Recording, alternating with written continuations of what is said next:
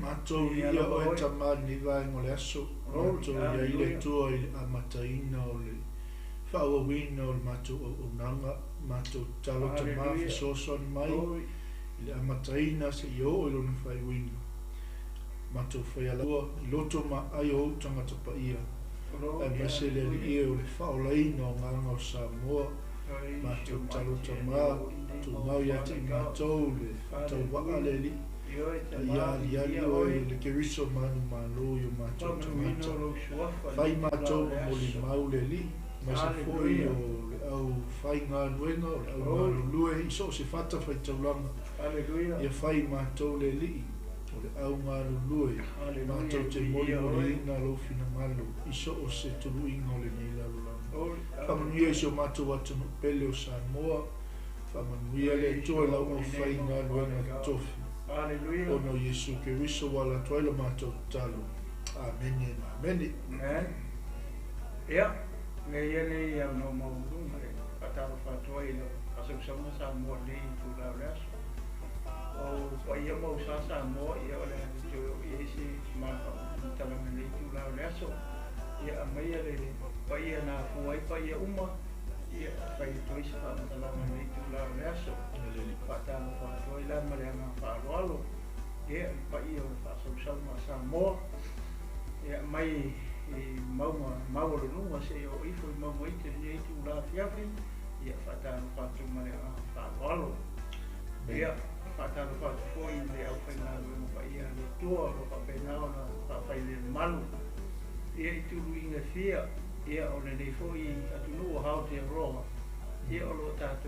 fo MAUA ia le ngata ilea ia o tulu inga umo nei 𝗘𝗹𝗱𝗲𝗿 o MAUA ia alo fo i ma tama whanau o sio tātou atunu o Samoa ona o le tala lei o le mano o le tua ia whatalo whate ati o i tangata o le tua ma lo whalitua ia i nei tūla o le aso ia mese le pai o re kalesia kewiso i su le au whatu tua uma ma le au kiwisiana ia whatalo whatu nei tūla o le aso ia whatalo whatu hoi i bāta maike nei tūla o le aso ma loso manuia i lau sunga le pai whiau nei ia mano mata mawhia ia toi maua ho ia ua lawa ia le tala talaina o le tala lei o le maro o le tua ia ona o le tatu taimi lava man taimi ia o le ele manatu ia o le tatu lo le tatu tusi Samoa nau e sila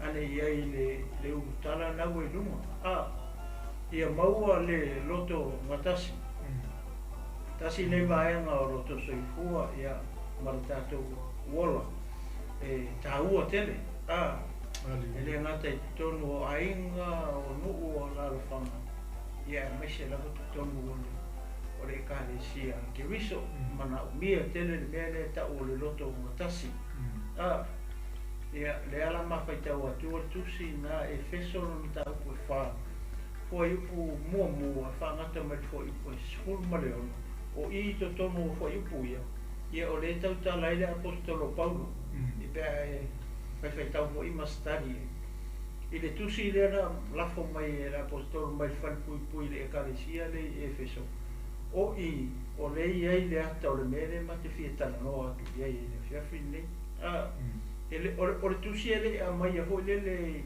na a mai tonu a mo le ekalesia i EFESO so o le tusi la le alo a mai se o a onga mo tato uma ele ngata o to tonu o le kalesia kewiso ia a o tua hoi la a wai ele taimi tato te o i tua ma le kalesia a kewiso o tua le kalesia ia o inala e tauna tato o e ma spread le message le loto GATASI ia e whea tato te MAUA e se ase tato mau i tua tato nuau ia o le tupu le mele i tua o ainga mafio anga manu mai tu malo mele o le mele o le ese o loto a tono naua e si la foi mai mo i isa mo i le tūlanga le tūlai mai si o tato atu o Samoa taimini e le o maua la le tato atu le mele taimini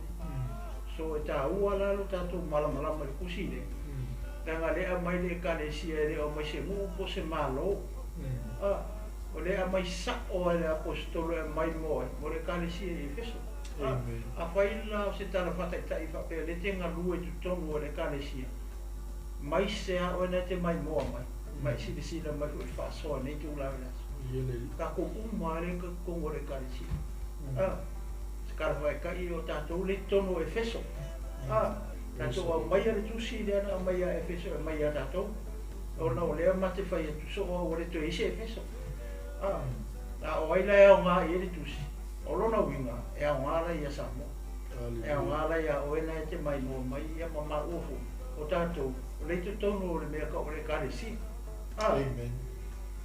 o le kalesia ke riso i Samoa tātou o mai ala tātou mata tusi le ana whaitau ia ea o awina i tātou ina ia tātou maua la le mele ai oi mai e le au ngani mai le aposkolo i le kalesia le EFESO ina ia la ko mau awa ale maua ia ke lea la whainga pe ale maua ale maua EFESO le mele mana o ia la aposkolo ele staple le loku ele function ko le loku i mea o umanga set up e Yesu i lana e kalesia o leo umanga whaamakala e ako i le aposkolo i le kalesia le i taimi e rua renga i o le whai unga o malangalonga lua ma le amakanga o malangalonga o kaiminga ngai le aposkolo i mere ka o EFESO i ala apostolo o le nga kusia mai kungo le whakupui roma kusi le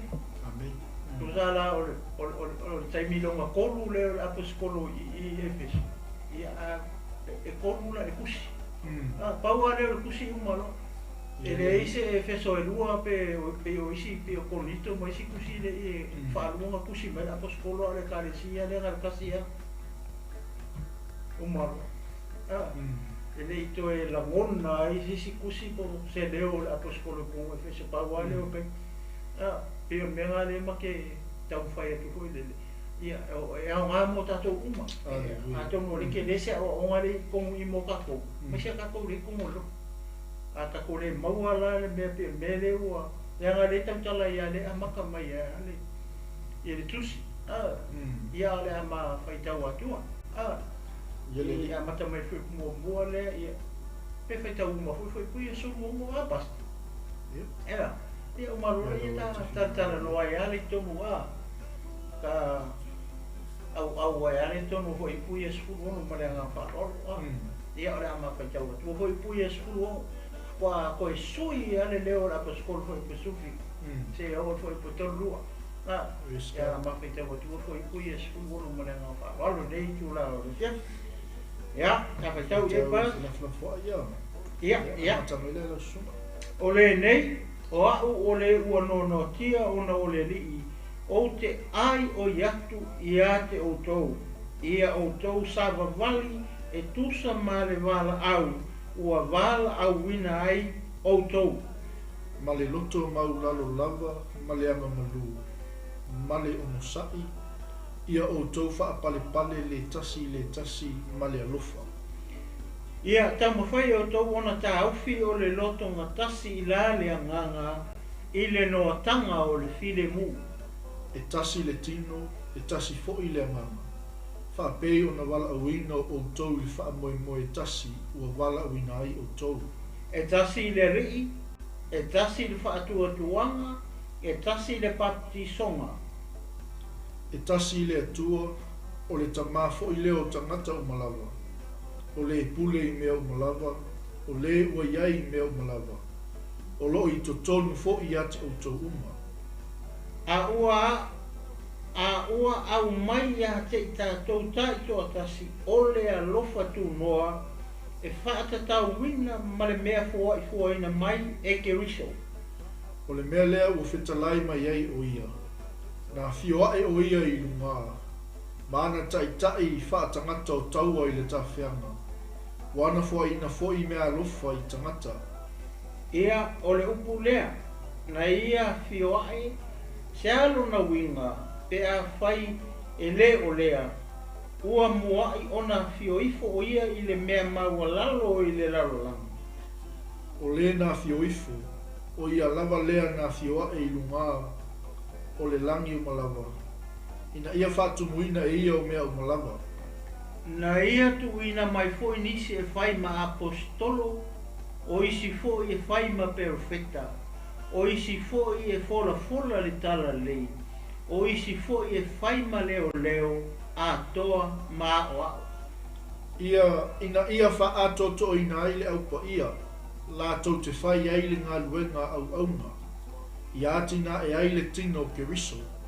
Se ia tātou o atu o I tātou ma lava ma le loto GATASI I le whaatua, ma le ilo le lei o le alo o le atua, ina ia whai matangata matua ia o I le fua o le ua matua, e tātou ma le tumu o ke riso.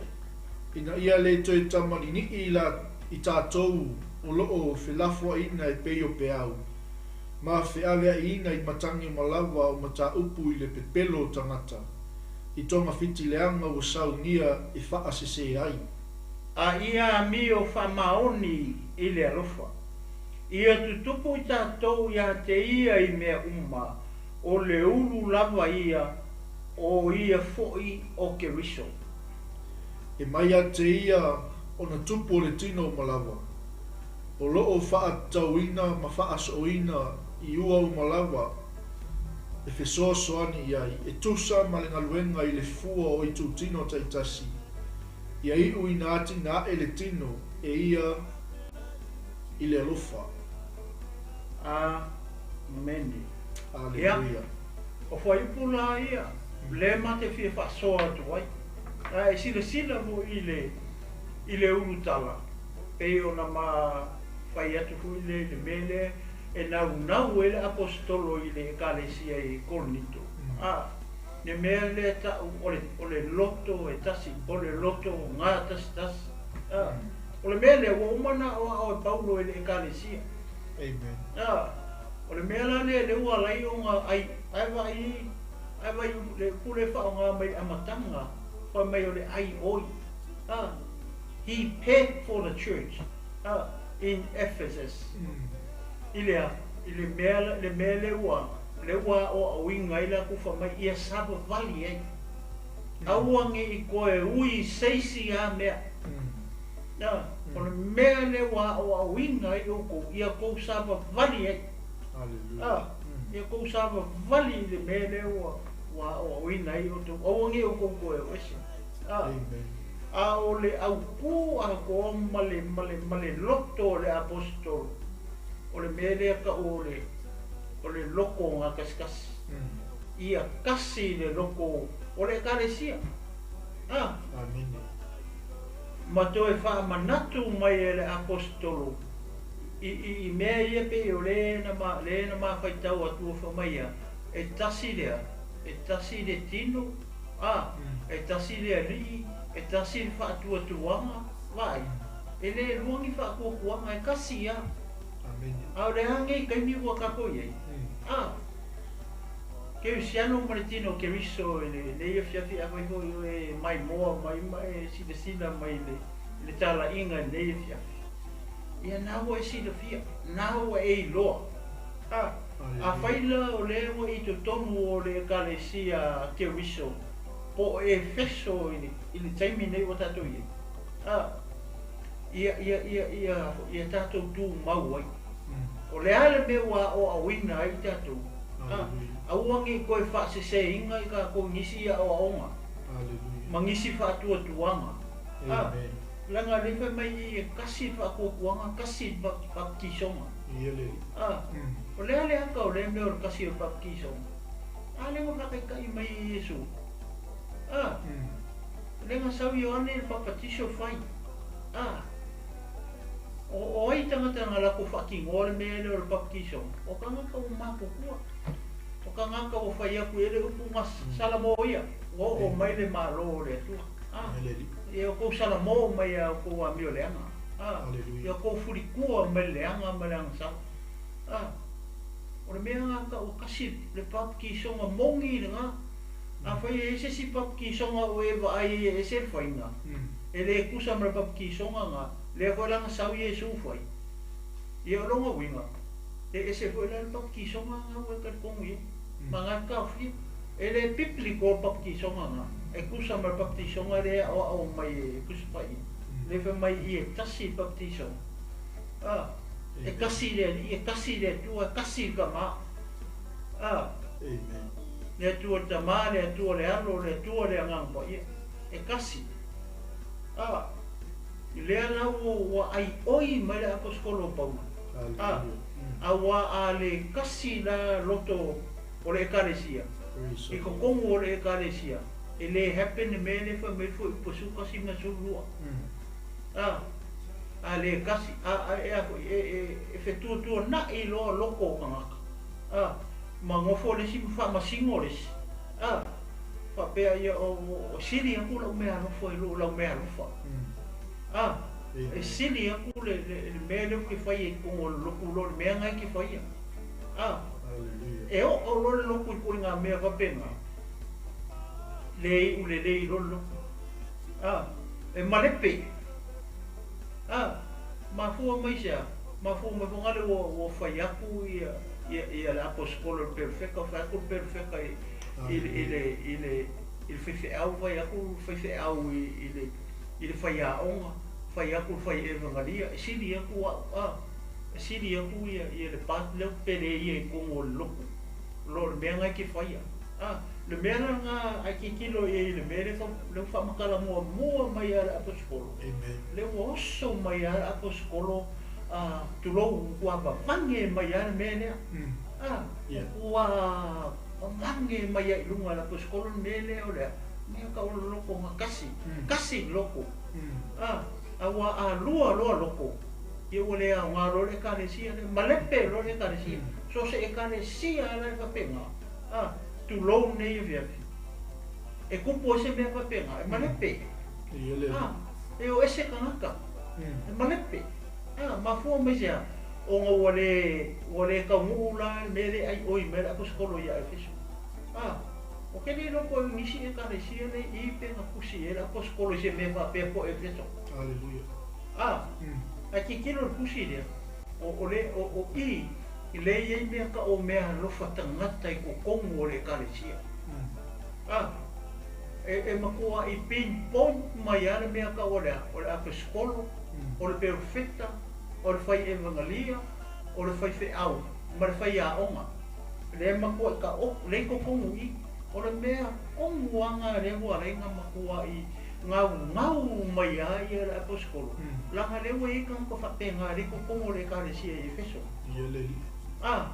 la wa pe mai EFESO ka ko nga ma o ko nga le we me ano fa ka ngaka I o ko nga apostolo perfecta fai evangelia fai feau ma fai aonga fa amor more o konga ka kai e ko lima le fa mai le lima nga lue o Yesu fa amor more ia kasi le ko loko nga kasi o nga manguia le o le karesia EFESO o nga manguia le o le karesia kewiso ai fai e ke o ko le mele o le fe kua nga amen o le afu o ko EFESO ia e malepe o le asia o nga mo ka ko ke siano ke mingere ka ko le karesi awangi e faya Aleluia awangi e faya ku le ska ka e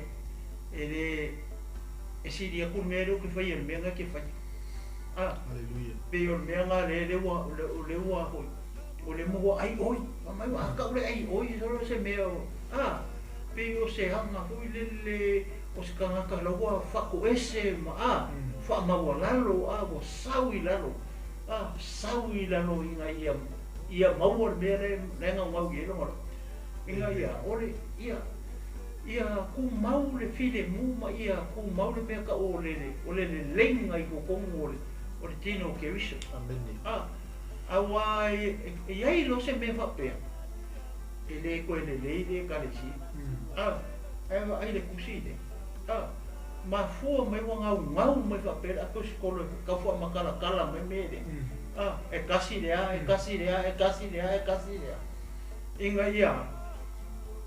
inga ia ku maula ka mea lo fa ka ia le kongi amen kongo le kongo EFESO la ko ia le risika ka le ngaki play ia a pos kolo risika ka le ngai play ia le perfecta o ka fai evangelia ia o le fai feau ma le fai aonga me nga le ngau mai ko nga le EFESO fa mole e kasia awa le kasi lora o longo vinga malipe pe o le winga le wa ai oi mai le apostolo o le ko lima le le nga yo ye le nga yo ye le tino ke riso hola ko ia le fa nga yo ye loko o vai le awangi fai aku wari e sidi kwa o fai maria ya o ko le sidi kwa o le fai ya o male ese me le function ia le apostolo perfecto I ko pongo na ngua por kongo tino ke wiso longo binga e kasi e ko kusa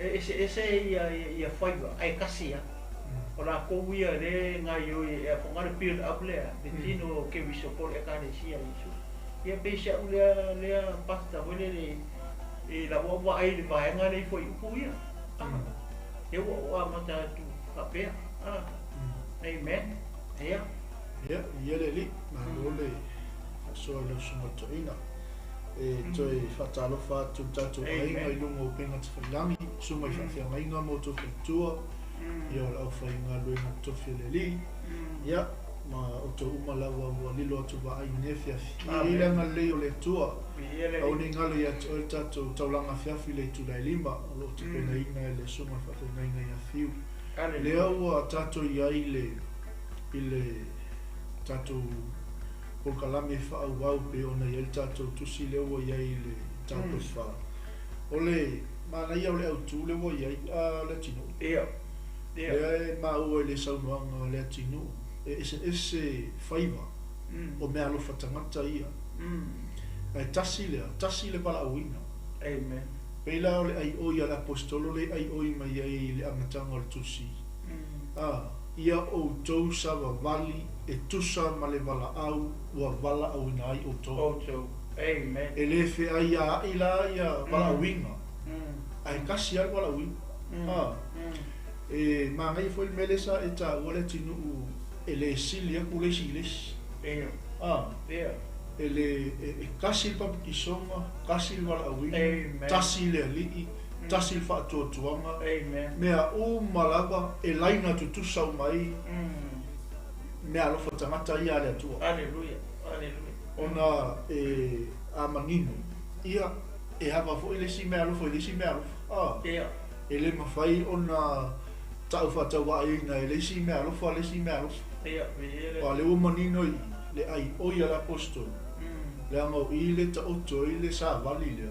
Ia loto matas. Ia maua le file mu o le kalesia. E ngā lulu e ai. O le ala ua ke le anga ma ta ua tele o taimi tato pokala. O le iloko fi meua i EFESO ngai kai. Awai le wa ngai ai le tusi le wa ngai le kalesia i Samoa le wa ngai le kalesia i Aotearoa le wa ngai le kalesia i America Samoa le wa ngai le kalesia i Middle East le wa ngai le kalesia i America le wa ngai le Aupaia le au Gemisiano le tino ke viso mal fa na wale tu ia o to sa vali e tusa ma le vala au o vala au nai o to hallelujah Yele, mana ia tele le mele o ia le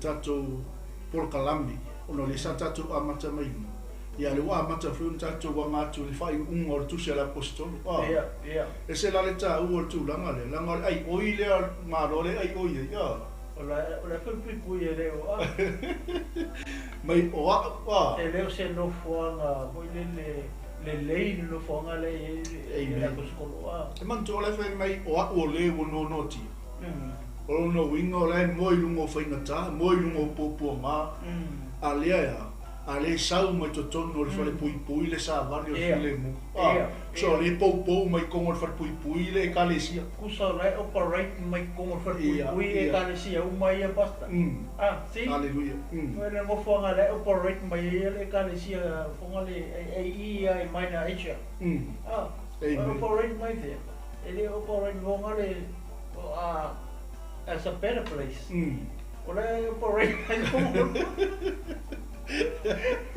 ese Paulo Paulo le kalesia le Paulo e kalesia ese mo kia no le operate mai ia so ia le o i ka ki lo le loko le apostolo i lo vala winga le fa mai ia ko sa vali dia hallelujah praise the Lord see ese o tatou faiva ese o tatou individually calling ai kasia ka ko wala winga o le manu malo ino nganga mo le malo le tu ia maua le tatou le loto matas ese la o kalesia ese matu kalesia o fete ngalue ai o fete ngalue ai kasia ka ko mission ale ka ko keo hallelujah o le avatu le o le malama le la lolami vai le ia i faivo o me alo fatangata ia kai pe ia le tasi tino ese ona tutino ke o makao le malu le mai la io le o fai puelo ma le loto MAUA la lo lava ma le anga malu ma le umsai ia o tofa pale le tasi ma le alofa o le fesidi o MAUA I tono tino ke wiso le mea ke mini. Ia o se whaalusi mo tātou, o se toi whawhangu mo tātou, le whapeo so atu pokalame o sisi e tusi foli. Ia nauna to la awatu ma toi whamanatu mo tātou umala. Ina I o tātou 𝗘𝗹𝗱𝗲𝗿 e tusa ma le wala au o wala uina ai tātou. Ka koke a 𝗘𝗹𝗱𝗲𝗿𝗂𝗂 I le loto MAUA lalo. Ia. 𝗘𝗹𝗱𝗲𝗿. Ono sa. Ia. Anga malu. Si koe lau mai ala MAUA ngai le vaenga ngai lau. O a mea ngā o fua le ngā pa ia, e fia ngā fua nei ngai mensen mai ngā pa. Loto MAUA lalo anga malu ono sa'i whaapalepale alofa. Ia, vai lei. Ia Ai muli mai a kama ai muli mai ngā le alofa maka mai fua o le nganga o le me mo.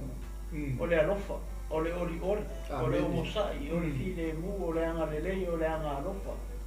O le ngā ia, see? Praise the Lord. Kusala o fuanga o le nganga pa ia.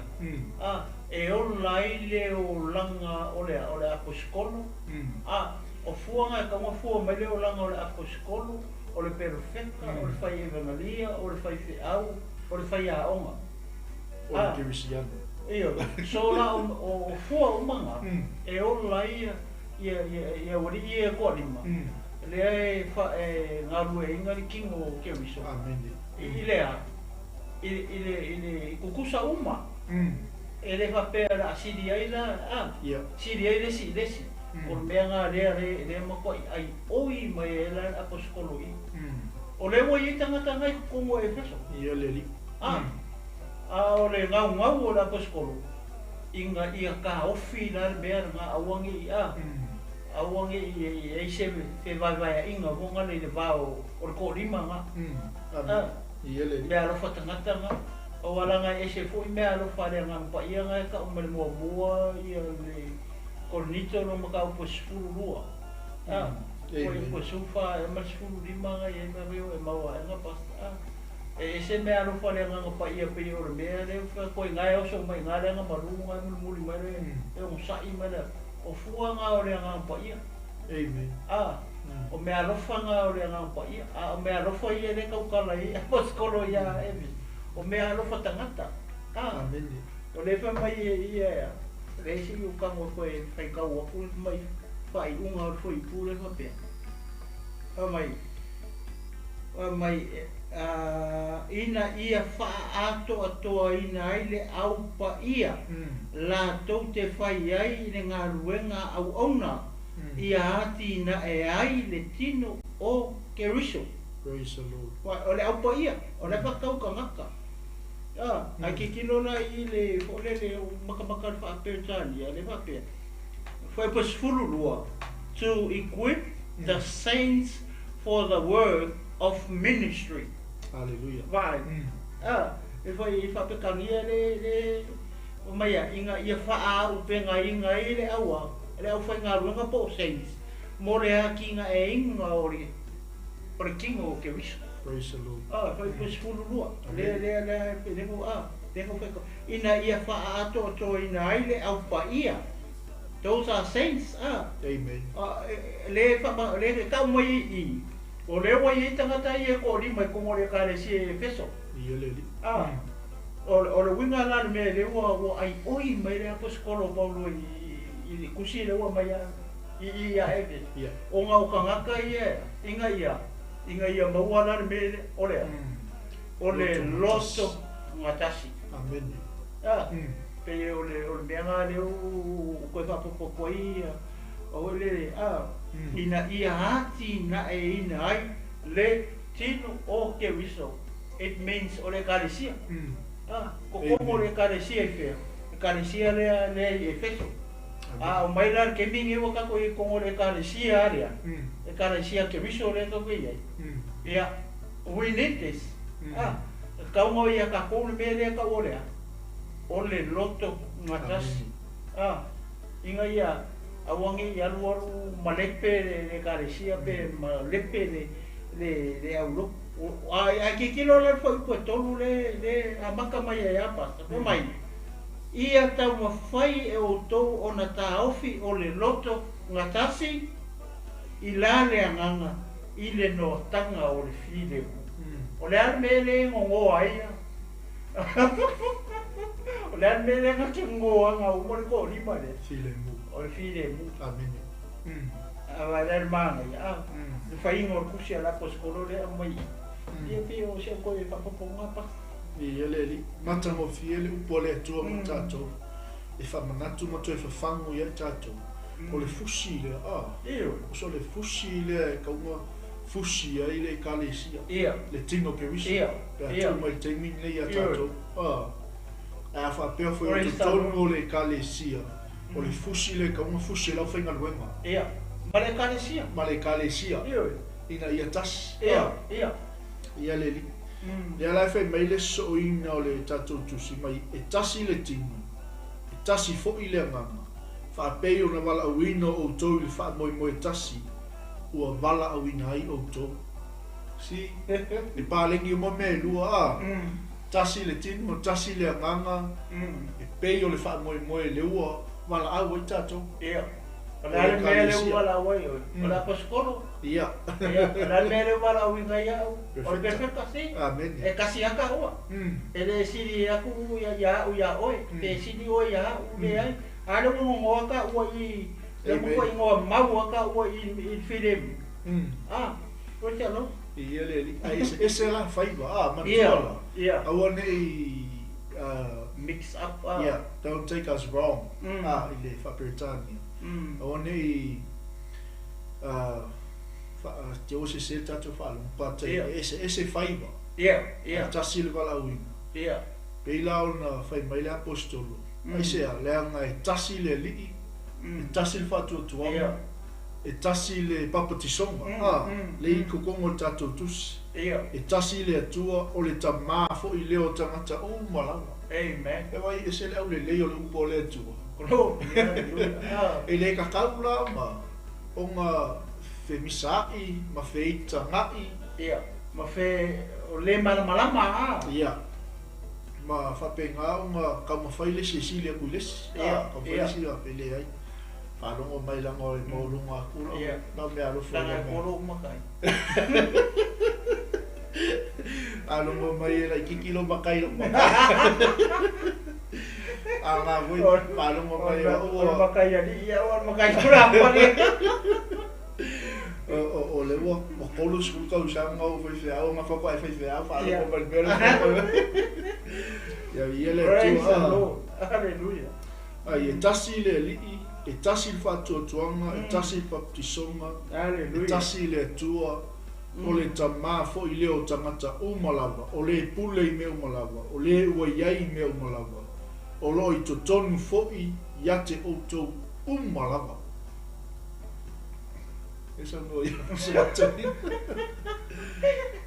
o fe mele ua iai tama o fe le ua iai tama ne fa mele aposkolo i o lo ua kokongo ka kou ai sea o la ngale ua ka kou karia amene ai vai le mo wala no ko e lau mai la poskolo me e kasi le tama kasi papa inga ia awongi alu ia se e a foi le ole e te singa wai pe ai se inga ole le va ole a poskolo mal perfecta mal fai evangelia ma ole mo ko sa mangingo le mai e kasi ya e ke vu algo que o sa se perfecta fa pe o lua ka ma o le aku kinga pe o mele lu ai lu ka lai ka ya ar ke mingi ne ka o fi ka ko mele ya ana ku kuli fa ko maka o e de ai de se ku kinga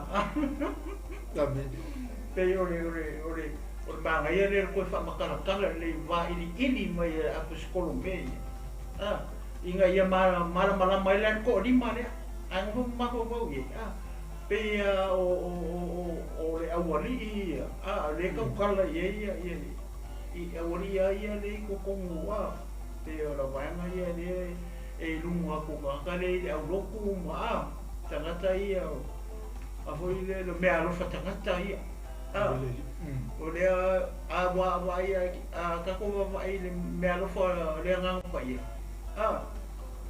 ko le mfainga nga MAUA ka le nga pa ia le sia so ai le MAUA le sia te a fa ka mala sa ilinga or ka ia sa ili le nga pa ia nga ke MAUA ia o le si kai mi o MAUA e ka le nga pa ia o le si kai mi ho fi we sa ili le nga pa ia o ko lima le o le ala ma ko ai pinpoint mai le wali e fa mai o le equip for the church no mo inga la fai o la apostolo ia o la apostolo kausi le le ku langa nga mo ba ku ke ko ngoloko fa o perfecta ia o lo wala winga nga o me alfa nga o ba ku ia o perfecta mai me mo ia o perfecta mai me pelo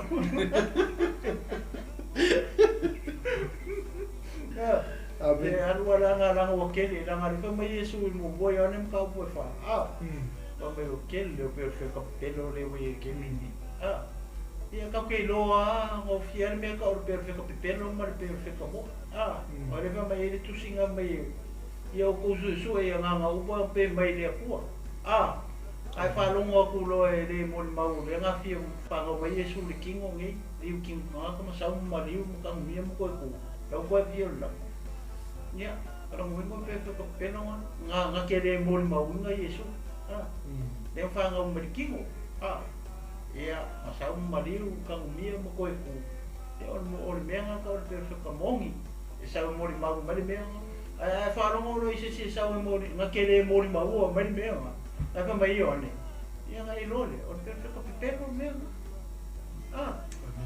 ia nga o sea o nga mo le carecia que hizo mele mele o le perfecto e aru o ane fa mai le ku o ese foi mele o fa no mele nga o le ku ia ka fa que uma e me va pena awa ale kupulo male ka o ka ko lo le o perfecto pero ka ka ngai ko lo e pe ale ka la kuspa ia ele que foi ko ale po e o me ngai lo mai ma fo nga o la ku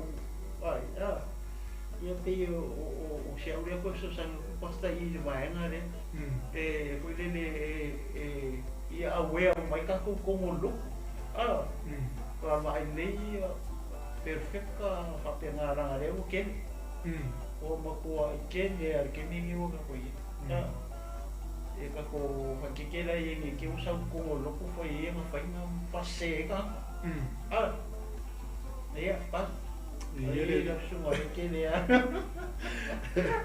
to e suli mata minuti to ia e ma yo le tu la ngale wa cha o i tanga fa pene ia nga one ngalo ya to e ke wisia e ile tai me a fe to ai lo moto po lo lawa kala pe ke wala foi ke fa ka we lo fika wis me fa pe o le o fai lo bele to ia o cha ba kula ka ba le ma we ia a wela le pe la mo li ma ile ma po kala me ma su mai fa fe na fa ma ma ila o na tu po le me ma lusion na to lo e fata io le lo ku ma au fi fa ka au mo perfect so ai ko lo ke me fa si o taimi o le matala o le taimi o le fa longo le upo le tua matali tonu i le upo le tua ia o nga Yesu ke wisu ia le ala o le iros kabalo ko fe be o le perfect como un gol so le ai o le tau o tu langa le e pe ona moli mau ia le toina le tino e ke lo le ia le perfect captain e le moli mau mal mele moli mau me yoni ia nga ka makala me yoni o nga ka ke do mai o le ala moli mau bel tus pa ia ava pe ale fe bel tus pa ia e perfect captain ninge ka fina ke le perfect mo e ila le tau o tu langa lu tato ia function i tato i lunga o le mea lufa le wa fa mea lufa i nai oi le tua e ko kongo le lo i to tonu le kalisia i oi whapeo oe o se profeta, apostolu, mapua i sa ili le wala au a umana mai le tu ia tu o tatou ta la ngal mele le ai oi me le apostol ia wa ali makala ro Haleluya. Ia. Ola le me mo Mai o kule fai pusfulu mo. O mai ina ia hati na e ailea. tino Le 𝗘𝗹𝗱𝗂𝗶𝗂. O aila. O 𝗘𝗹𝗱𝗂𝗿. O renga mai ia EFESO. Haleluya. Aku mai la ka ko kai. Ia lo winga a fai o le ka ko me alo fai. A fai o le ke mai mo mai maka mai fu i fa so ni ve. A fai o se perfetta. Ia o mela le mga miele mo perfetta mo. O la me e aki nga e 𝗘𝗹𝗱𝗂𝗿. Oi me ia li mai o le me alo fatangata ia foi la o le apostolo. Isi? Amen. O ka ngaka ia ko ri mai le fakau ia le ai oi mai le apostolo Paulo ka ka ia me alo foi ia ka ka ia ko ri mai ku o EFESO. Haleluya. Inga ia sa vali e pe me wa o inga i o ko. Praise the Lord. Nga mo vinga por mai kusi, a mai kusi le. O la wa ye ka ye como le ka si EFESO. Kai pe o se kusi vole le mo ko fa manga ko mai fa mo vole o ko ma apostolo ma perfecta mo foi evangelia mo foi fe mo foi a o. Ia kasi a lo ko. Ia ko mau mo ko sa vali mele wa o inga i o ko. Nga ko lo. E kasi baptismo. E kasi le ali. Amen. Kasi fa ko kuanga, kasi kama. Awang i ko fa seinga o ko sisi mea. Amen. Pero lo winga nga pastor, mero ko va ko fa i un ko ko le su no nga le fa mai e. I ka ngakala i ko i mare mo. E mara nga fa ro fa. Ja, ele tu te role wa tau ila wa matatai ya. Roma ia foi le mele wa fa mata mai tato. Tus salola so tofile o na toi so to foi le tato wa por kalame. O le tato tus fa solo lo ia. E se le ta u tu langa le. Ia fi mala ia wala win. Ia fi mala i me arofa. Ia aone i sili le tasi o le mea taua lea e hangani mai le apostol na ia fusia i le file mo ma ia tō mau le wala winai o tō Haleluya.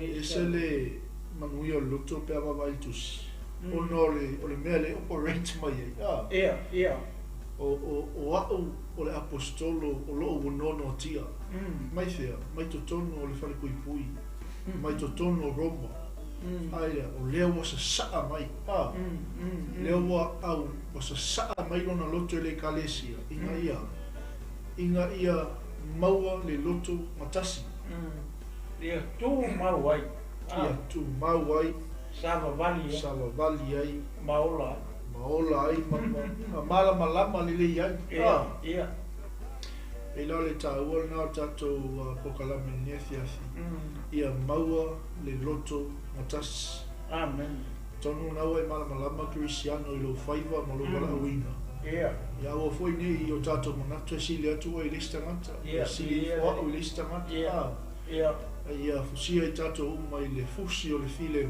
ia o mai le fio pa ia mo tato nefiafi e mo ai ka paua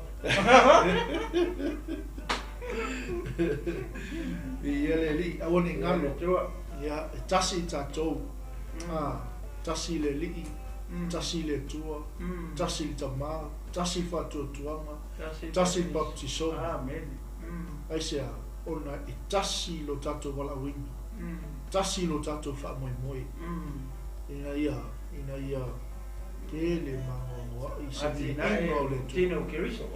Ia mai se o le atina ino le 𝗘𝗹𝗱𝗂𝗿. Amen. Lo. Ia, sau so noanga muli le tino fa fa mai so tato watu ia fa mai fa tato pukala menia fia ia ono tato tai ia ono le lava smilute le a que o coi so kasi fo le mau le a mo con ito ka ko fulu assim le mo mai la ka ko ko le un fe ku le si va ku le si pe le mau mai la no mo e con ito le ka ko sulu poi pula sulu ma le spunto pa amen awa pe o le tino o tasi ia ma ona I tu tino e teli ia a o I tu tino uma ia e ui na teli ia o le tino e tasi lava ia ia e wha pea lava ke wiso amen awa fo i o le anganga e toa tasi na papa tiso ina ai tato uma I le tino e tasi amen po I utaia po eleni po polonga po sauloto ma ua whai numia I tato uma I le anganga e toa tasi amen eva ila ia Hallelujah. moa so ka fe ka wa kwala fe pula Yeah. va ve tua a fai mai le vai ona ua le o le lima au o te le so le tino e moni e le o lo le tino ia a fai mai le talinga ona ua le o le mata au o te le so le tino e moni e le o lo le tino ia a fai o mata uma le tino kasi la le vai nga mangai ole mere makau fa makala ko ile mere ole fa ole kusio lima ole si desi amen I ka ngaka ia ko lima ora ko skolo perfecto o fai vangaria ole fai a unha man fai fa mai a fai o mata uma le tino pe fea ona fa longo vai ver ka ko wala talinga amen a fai la ngar maka ale si karinga ia fa fea pe kusalo winga ngar me le ma ko fi vai ka ko le va ngale a fai na o le fa longo langa pe fea ona songi o winga ka wo for isu amen a wongi fa ku le isu le karinga le isu ke le anga ia le anga le songi a wongi fa ku le isu karinga le anga e ala ngore fa longo karinga a wongi fa ku karinga maka le anga o ia le anga le kilo ko ia o ko nga ku mai mo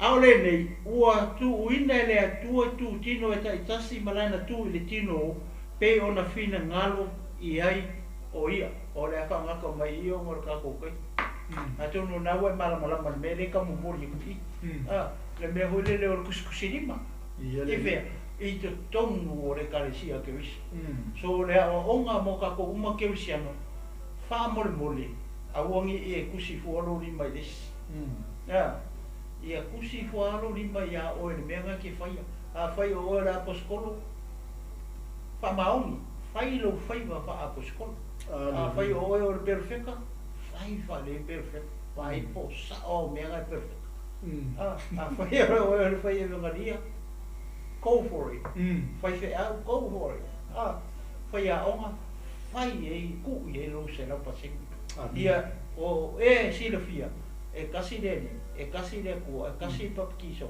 e kasi karko ia mai si fa bele ia ele tu ne ia mano e ano foi te fita lia le upo le tu ne fia be fu Yesu fai mali ma fa ora amen I lo langa ne fia lo fai tu le talo pu le mo falta ia tu ina tu lo leo I suma ia pasta mai no si talo foi pu mo fa malo lo fa mai tu lo le tato po ka me tu la ves amen ia fa tai mai lo upu yo ele o falongo o lo o tamata sala ia o talia o Yesu o vela upu fai mali ma fa o le o langa ia fa tai mo la upu o lo ai o tamata sala pa ia fio mai fa ma si pe o se ina yo tu ma wai se o le so le for mai te fio mai e si tia la we ka le si fa tai Yesu mo la upu amen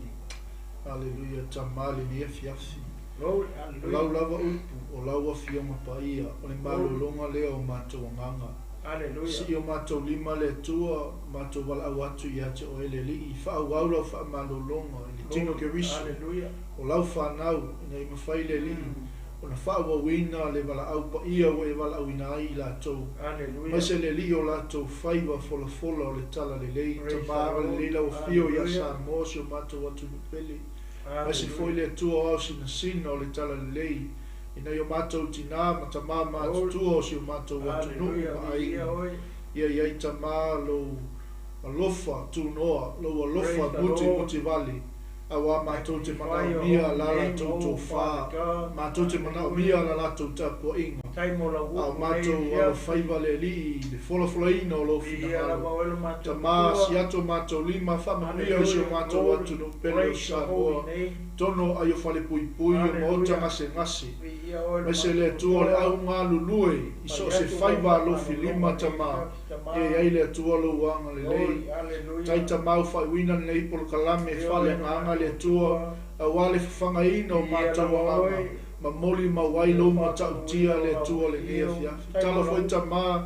Iau au auna o loo whapena le tua o na tā pena mai a wale whawawina o mātou wawonanga. Ia fo ia tu lava ia te oile vilinga. Nei masa uma e oile whawawau. Ono Yesu. Amen. Amen. Amen. Ia, whaftai atu sa moa nei vaenga o le fiafi. O tātou o kalamena o pei ona iai tātou tuswha solu. Ia e manatu ma tātou nunga o le stofi. Ia uli e leola ma malosi mai le li. Ia ona toi whawawina leo tātou au. Nang au ne ngalo ia te oi. Le tulai lima tātou taulanga fiafi. Ia ona so mai foi leo tātou pokalame mo Israelu. Ia o loo mafuta mai ele uso le tātou fita Samoa. Le so ia Vincent Smith. Ia e se foi o tātou pokalame pe ona whatatia mo le fiafi. Ia e manu ia tele si o tātou atunu. Le tino ke wiso. MAUA te alo lofa tele mo o tau. Ia mea tau nei. Ia ma le sunga le toina ia le tinu ma lo fo mo fulu. Fa manu ia tele le tua. Hallelujah.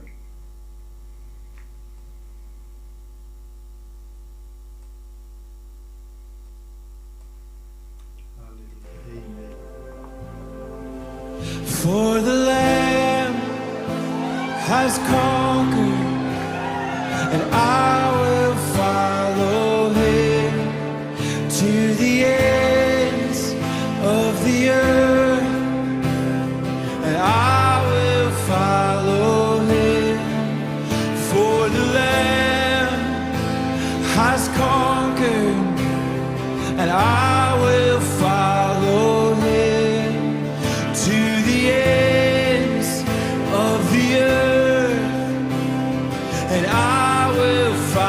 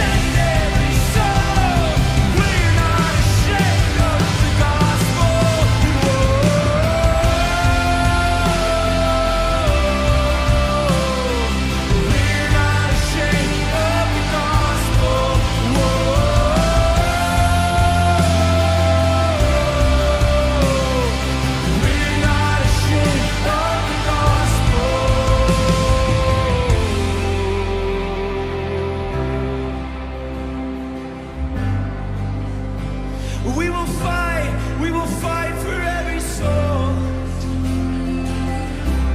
We will fight for every soul. Come on, we give our lives. And I will preach the gospel. I'll die and be forgotten as long as you get the glory. And I will preach the gospel. I'll die and be forgotten as long as you get the glory. Oh, I will preach the gospel.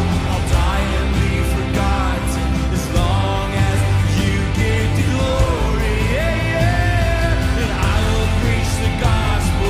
I'll die and be forgotten as long as you get the glory. Jesus, you're worthy of every tribe and tongue. It's all for your glory. Till every soul is one. Jesus, you're worthy, of every tribe and tongue. It's all for your glory. Till every soul is one. See the harvest. The harvest is ready. We have to go. We won't stop till the whole world knows the power in your blood to save every soul. No, we're not ashamed of the gospel. One more time. And the harvest is ready.